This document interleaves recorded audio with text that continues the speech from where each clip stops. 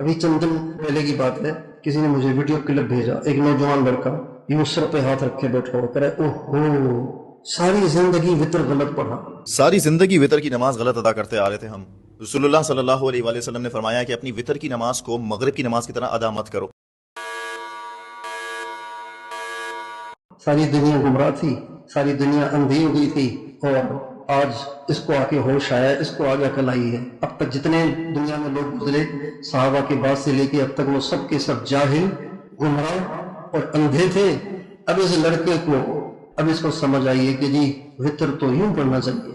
چونکہ ذہن پہلے ہی اکھڑے ہوئے ہیں، لہٰذا ایسے جب کلپس آتے ہیں تو آدمی فوراً کہتا ہے ہاں یار ان مولویوں نے بیڑا غرق کیا ہوا ہے. تو ہم نے اپنے بچوں کے دلوں میں بچپن سے اللہ والوں کی محبت ڈالنی.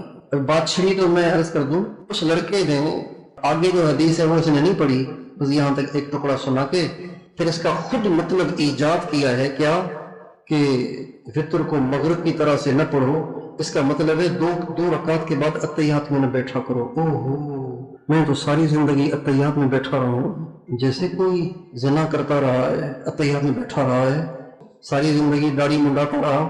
اس کا افسوس نہیں ہوا کہ انٹرنیٹ پہ ویڈیو بنوا کے اپلوڈ کرے کہ اوہو ساری زندگی داڑھی منڈواتا رہا. اس پہ افسوس ہو رہا ہے کہ اتحیات میں بیٹھا رہا. اور حدیث ادھوری. اور آگے کہہ رہا ہے کہ آپ علیہ السلام نے فرمایا کہ وطر کو مغرب کی طرح سے نہ پڑھو.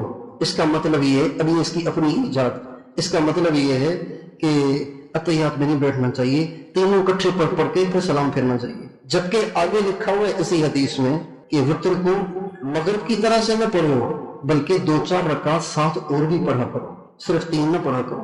مغرب سے پہلے تو کوئی نماز نہیں پڑھتے نا. اب علیہ السلام فرماتے ہیں کہ وطر کو مغرب کی طرح سے نہ پڑھو کہ عشاء پڑھ لی اور فوراً وطر پڑھ لو. 2 سنت پڑھو، پھر 2 نفل پڑھو، پھر وطر پڑھو.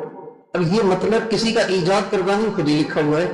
اب یہ اگلا حصہ نہیں بیان کیا، شروع والا حصہ بیان کر کے پھر اس کا مطلب اپنی طرف سے ایجاد کر کے اور ڈرامہ کر رہے، سر پہ ہاتھ رکھ کے. اوہو اس لیے ہم اپنے بچوں کے دلوں میں علماء، مشائخ، اہل اللہ، ائمہ مجتہدین، تابعین، تبع تابعین، محدثین، ان سب کی محبت بٹھائیں.